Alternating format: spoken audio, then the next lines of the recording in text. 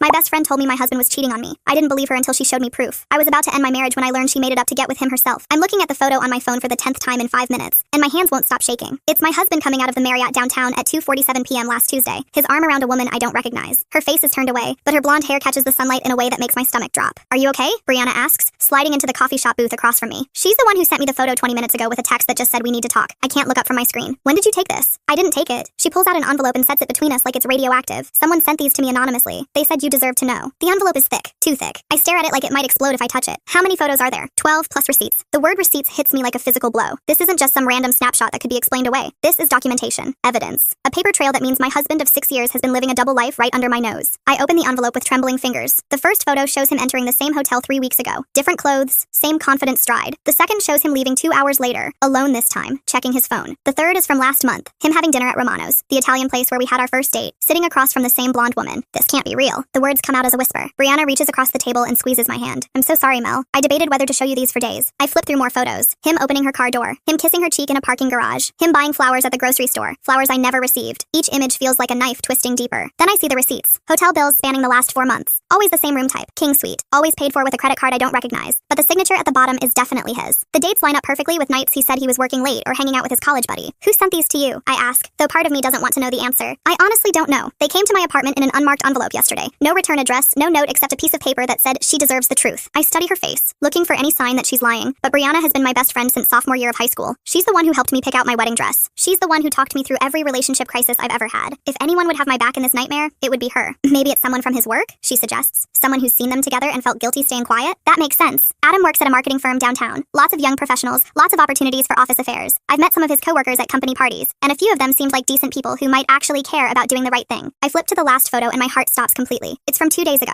Tuesday night, when he told me he was having drinks with his college roommate. But here he is, walking into a restaurant with her, his hand on the small of her back in a gesture so intimate it makes me nauseous. I need to confront him, I say, shoving the photos back into the envelope. Wait, Brianna grabs my wrist. You need to think about this strategically. If you go in there emotional and accusatory, he'll just deny everything or turn it around on you. You need to be smart. She's right, but every cell in my body is screaming for immediate action. I want to drive home right now and throw these photos in his face. I want to watch him try to explain his way out of this mountain of evidence. What do you think I should do? Document everything first. Make copies of all this stuff. Take photos of the photos with your phone in case he tries to destroy them. Then decide if you want to hire a private investigator or just confront him directly. The practical advice helps calm the storm in my head slightly. Brianna has always been the logical one between us. The one who thinks 3 steps ahead while I'm still reacting to step 1. Should I call a lawyer? Probably. Especially if you're thinking about divorce. These photos could be really important for asset division depending on what your prenup says. We didn't sign a prenup. We were too young and too in love and too naive to think we'd ever need one. The house is in both our names, the cars, the savings accounts. Everything is tangled together in a way that's going to make this incredibly messy. I can't believe this is my life right now, I say, staring at the envelope like it contains my death sentence. I know, but you're strong enough to get through this, and you're not alone. I look up at her, this woman who's been my closest friend for over a decade, and feel a wave of gratitude mixed with devastating sadness. She dropped everything to meet me here. She's the one person I can trust to help me navigate this disaster. How long do you think this has been going on? I ask. Based on the oldest receipt, at least 4 months, but it could be longer. 4 months, a third of the year. All those nights he came home late. All those weekend trips he took for work. All those times he seemed distracted or distant. I thought we were just going through a rough patch. The kind of thing that happens to every couple after the honeymoon phase wears off. I was so stupid. What if he's in love with her? The question comes out broken, barely audible. Brianna's expression softens. Then you deserve someone who's in love with you. That's when the tears finally come. Not the angry, betrayed tears I expected, but something deeper and more crushing. Grief for the marriage I thought I had. Grief for the future I thought we were building together. Grief for the version of myself that woke up this morning still believing her husband was faithful. I don't know how to do this, I admit. 1 step at a time. First, we make copies of everything. Then you go home and act normal while you figure out your next move. Don't give him any reason to suspect you know until you're ready. The idea of sitting across from him at dinner tonight, pretending everything is fine while these images burn in my memory, makes me want to throw up. But she's right. I need to be strategic, not emotional. Can you come over tonight? I don't think I can face him alone. Of course. I'll bring wine and we can go through everything again, make sure we didn't miss any details. I slide the envelope into my purse and stand up on unsteady legs. Outside the coffee shop window, people are walking by living their normal lives, completely unaware that mine just imploded. I envy them more than they could possibly know. Walking to my car, I can't stop thinking about how Brianna and I ended up here. We met during sophomore year orientation at State, 2 scared kids from small towns who got randomly assigned as roommates. She was studying psychology while I was drowning in pre-med courses I'd eventually abandoned for graphic design. When I started dating Adam junior year, she was the first person I called to analyze every text message and dissect every date. He's different, I remember telling her after Adam and I had been together for 3 months. We were sprawled across her bed eating leftover pizza and painting our nails. Like, he actually listens when I talk about my family drama instead of just waiting for his turn to speak. Brianna had smiled, but something in her expression seemed forced. That's great, Mel, you deserve someone who pays attention. Looking back now, I wonder if that was the first crack. At the time, I thought she was just being protective the way best friends are supposed to be. She'd been burned by a string of terrible boyfriends and had sworn off dating entirely by senior year. I'm focusing on grad school applications, she'd said whenever I tried to set her up with Adam's friends. Relationships are just distractions right now. But she never seemed distracted when Adam was around. In fact, she lit up in a way I'd never seen before. She'd laugh harder at his jokes, argue more passionately about movies and books, stay up later when he hung out in our apartment. I thought it was sweet that my boyfriend and best friend got along so well. After graduation, Brianna moved back home for a year to save money before starting her master's program in clinical psychology. Adam and I got an apartment together across town from the university, and suddenly we were playing house like real adults. He landed his first marketing job, I freelanced while building my portfolio, and everything felt perfectly on track. Brianna visited constantly that first year. She'd drive 2 hours every other weekend, crash on our couch, and the three of us would fall back into our old college routine of late-night conversations and terrible reality TV marathons. Adam never complained about having a permanent house guest. If anything, he seemed to enjoy the dynamic. Your friend is really smart, he'd tell me after she left. Like scary smart. She picks up on things most people miss. I was proud of how well they got along. Some of my other friends had boyfriends who barely tolerated their female friendships, but Adam actively encouraged mine. He'd even suggest inviting Brianna to group dinners or weekend trips. When he proposed 2 years later, Brianna was the first person I called. She screamed so loud I had to hold the phone away from my ear, then immediately started planning my bachelorette party and engagement celebration. She threw herself into wedding planning with an intensity that surprised me. This has to be perfect, she kept saying. You only get one shot at the perfect wedding. She helped me try on dozens of dresses, taste-tested catering options, and spent hours researching vendors. When I got overwhelmed by all the decisions, she'd take over completely, making spreadsheets and timeline charts that would have impressed a professional coordinator. Are you sure you're not secretly in love with wedding planning? I joked one day when I found her reorganizing my entire wedding binder. I just want everything to be amazing for you, she said, not looking up from her color-coded seating chart. You deserve the best day ever. The wedding was perfect, largely thanks to her obsessive attention to detail. She gave the most beautiful maid of honor speech about friendship and finding your person, and how love transforms you into the best version of yourself. There wasn't a dry eye in the room, including Adam's. After the honeymoon, life settled into a comfortable rhythm. Adam and I bought the house, adopted a dog, started talking about kids. Brianna finished her master's degree and got a job at a private practice downtown, only 15 minutes from our place. Sunday dinners became a tradition, with her bringing wine and dessert while I cooked and Adam grilled. Those dinners were my favorite part of the week. The three of us would sit around our kitchen table for hours, talking about everything and nothing. Brianna would update us on her patients, without breaking confidentiality, obviously. Adam would complain about his boss, and I'd share whatever creative project was consuming my life that month. You guys are like the family I chose, Brianna said one night last spring, slightly tipsy from the bottle of wine we had. I don't know what I'd do without you. Adam had smiled and raised his glass. To chosen family. Looking back, I'm wondering how many of those perfect moments were actually perfect. Was I so busy feeling grateful for the harmony that I missed the undercurrents? Did I not notice the way Brianna's eyes lingered on Adam when she thought I wasn't looking? Did I ignore the fact that she never dated anyone seriously after college, despite being beautiful and brilliant and funny? There were little things that seemed normal at the time, but feel weird now. Like how she always remembered Adam's favorite foods and would bring them to dinner. How she'd text him directly instead of going through me when she wanted to make plans. How she seemed to know his work schedule better than I did sometimes. Adam mentioned you guys had that big presentation today, she'd say when I'd call her after work. How did it go? I'd be confused because I didn't even know about any presentation, but I'd brush it off. They were friends. Friends talked. It was healthy that my husband and best friend had their own relationship, but now I'm wondering if their relationship was more than friendship. Not necessarily romantic, but something deeper and more complicated than I understood. Maybe she's been in love with him for years, and I've been too trusting and naive to see it. My phone buzzes with a text from Adam. Working late again tonight? Don't wait up for dinner. The casual cruelty of that message, coming right after everything I've learned today, hits me like a slap. He's probably with her right now, making plans for their next hotel room rendezvous while I sit here drowning in evidence of their affair. I screenshot the text and add it to a new folder on my phone labeled Evidence. Brianna is right. I need to document everything if I'm going to survive this with my dignity and finances intact. But first I need to go home and pretend everything is normal for one more night. The next morning, Brianna calls before I'm even out of bed. How did last night go? Was he suspicious? I don't think so, but this is harder than I thought it would be. That's normal. Listen, I've been thinking about our strategy. I think we need to move faster. What do you mean? The longer you wait to confront him, the more chances he has to cover his tracks or gaslight you into doubting what you've seen. Men like Adam are masters at manipulation. The certainty in her voice should be comforting, but something about it makes me uneasy. How does she know so much about what men like Adam do? But you said yesterday I should wait until I'm emotionally ready. That was before I realized how calculating he is. Did you see the way he watched you last night? He's studying your reactions, looking for weaknesses. You need to strike before he figures out what you know. I think back to dinner, trying to remember if Adam seemed particularly observant. He asked normal questions, made normal conversation. If he was studying me, I missed it completely. I'm not ready for a confrontation yet. I need more time to process. Mel, you don't have time. Every day you wait gives him more opportunities to manipulate the situation. Trust me on this. The pressure in her voice makes my chest tight. Yesterday she was telling me to be careful and strategic. Today she's pushing me to move immediately. Can we meet for coffee this afternoon? I need to talk through this in person. Actually, I think you should confront him today, while you're still angry and before you lose your nerve. Brianna, I said I'm not ready. Fine. Her tone shifts, becoming cooler. But don't say I didn't warn you when he starts turning this around on you. After we hang up, I sit in bed feeling confused. My best friend is supposed to be supporting me through this crisis, not pressuring me into actions I'm not comfortable with. I spend the morning trying to work, but my phone buzzes constantly with texts from Brianna. Have you thought more about what I said? The longer you wait, the harder this gets. You're stronger than you think. You can do this today. The constant messages feel overwhelming rather than supportive. I turn my phone to silent and try to focus on work, but my hands are shaking. Around noon, Brianna shows up at my door uninvited. You're not answering my texts. I'm trying to work. Mel, we need to talk. She's already walking past me into the living room. Something about her energy feels different today. More intense, more urgent. I've been doing research on infidelity patterns, she says, settling onto my couch without being invited. Men like Adam follow predictable scripts. Right now, he's in the honeymoon phase where he's being extra attentive to throw you off the scent. He brought me flowers yesterday. Exactly. Classic guilt behavior. He's love bombing you to keep you from getting suspicious. The term love bombing sounds clinical and ominous. Where are you getting all this information? Psychology journals, case studies. Mel, I've seen this pattern dozens of times. The longer you wait to confront him, the deeper he'll pull you into his web of lies. But yesterday you said, yesterday I was being overly cautious. After thinking about it more, I realized that approach protects him, not you. The flip in her position makes my head spin. Yesterday she was coaching asking me to be strategic and careful. Today, she's pushing for immediate action with an urgency that feels almost frantic. I need more time to think. You don't have time. Brianna stands up abruptly and starts pacing. Do you know what happens to women who wait too long? They get manipulated into believing it's their fault. They get gaslit into thinking they're imagining things. I'm not losing my power by taking a few days to process. Yes, you are. Every moment you pretend everything is normal, you're giving him ammunition to use against you later. The pressure in her voice is making me anxious. This doesn't feel like support anymore. It feels like coercion. Brianna, I appreciate everything you've done, but I need to handle this at my own pace. Your pace? She stops pacing and stares at me. Mel, I'm the one who brought you this evidence. I'm the one who's been supporting you through this crisis. I think I've earned the right to give you advice. The way she says earned the right sends a chill down my spine. Since when does friendship work on a debt system? Of course you can give me advice, but pushing me to do something I'm not ready for isn't helpful. Not helpful? Her voice rises. I've spent days holding your hand through this emotional breakdown. I've canceled my own plans to be here for you. And now you're telling me I'm not being helpful? The outburst is so unexpected that I take a step backward. In 15 years of friendship, I've never seen Brianna lose control like this. I didn't mean, you know what? Maybe you deserve what's happening to you. Maybe you're too weak to handle the truth about your marriage. The words hit like a slap. My best friend just told me I deserve to be cheated on. I think you should leave. Fine, but don't call me crying when Adam convinces you that you're imagining everything. She grabs her purse and storms toward the door, then turns back with an expression I've never seen before. You have no idea how lucky you are, Mel. Some of us would do anything to have what you're throwing away. The door slams behind her, leaving me standing in my living room, trying to process what just happened. My best friend just had a complete meltdown because I won't confront my cheating husband on her timeline. Something about that reaction feels deeply wrong. The ominous tone makes my skin crawl. What exactly is she implying will happen if I take space from her? That night, I lie awake thinking about everything that's happened. The photos, Brianna's pressure to act immediately, her emotional outburst when I refused, her strange possessiveness over my decisions. Something feels fundamentally wrong. Around 3 a.m., I get up and retrieve the manila envelope from my hiding place. I spread the photos across the kitchen table and study them under the bright overhead light. That's when I noticed something I missed before. In one of the photos, the timestamp shows 2:47 p.m. on a Tuesday, but Adam was in a client meeting that afternoon. I know because I called his office and his assistant said he was unavailable until after 4. I grab my laptop and check our shared calendar. Sure enough, he had a meeting with the Morrison account from 2 hour to 4 hour p.m. that day. The timestamp has to be wrong. I look at another photo. This one shows him leaving the hotel at 11:30 a.m. on a Thursday, but that Thursday was when we went to couples therapy together. Our appointment was at 11 a.m. and we grabbed lunch afterward. I was with him that entire morning. My hands start shaking as I check more photos against our calendar, our text history, my own memories. Photo after photo shows Adam in places he couldn't have been, at times when I know exactly where he was. Every single timestamp is wrong, which means either the photos are fake or someone has been very carefully constructing evidence of an affair that never happened. The house feels like a crime scene. Every surface holds memories that now feel contaminated. The couch where we watched Netflix last weekend, the kitchen table where he kissed me goodbye this morning, the wedding photos lining the hallway, all those smiling faces that belonged to people who believed in something that apparently never existed. Our dog Buster greets me at the door with his usual enthusiasm, completely oblivious to the fact that his world is about to implode too. I scratch behind his ears and wonder if dogs can sense when their humans are falling apart. I'm sitting on the living room floor with the manila envelope spread around me when Brianna arrives at 7 with a bottle of wine and Thai takeout. She takes one look at my face and immediately drops to the floor beside me. How are you holding up? I keep finding new details that make it worse. I point to one of the photos. Look at his hand placement. This isn't some casual business dinner or innocent friendship. This is intimate. She studies the image and nods grimly. Have you thought about how you want to handle tonight when he gets home? I honestly don't know if I can look at him without breaking down completely. Brianna opens the wine and pours us both generous glasses. Maybe you should stay at my place tonight. Give yourself some time to process before you have to face him. The suggestion is tempting, but something inside me rebels against it. No, this is my house too. I'm not going to be the one who runs away. Okay, but promise me you won't confront him tonight. Not when you're this emotional and he has time to prepare his defense. She's right. But every fiber of my being wants to scream the truth at him the second he walks through the door. I want to watch his face when he realizes I know everything. I want to see him try to explain away months of lies and deception. What if he can tell something's wrong? What if I give it away without meaning to? Then we practice. Brianna sets down her wine and looks at me seriously. We're going to roleplay this conversation until you can handle it without falling apart. For the next hour, she pretends to be Adam coming home from work while I practice acting normal. It's harder than I expected. Every casual question feels loaded with hidden meaning. How was your day? Becomes an opportunity to ask about his mysterious coworker relationships. What did you do at work? Becomes a trap to catch him in lies about his afternoon activities. Are you hungry?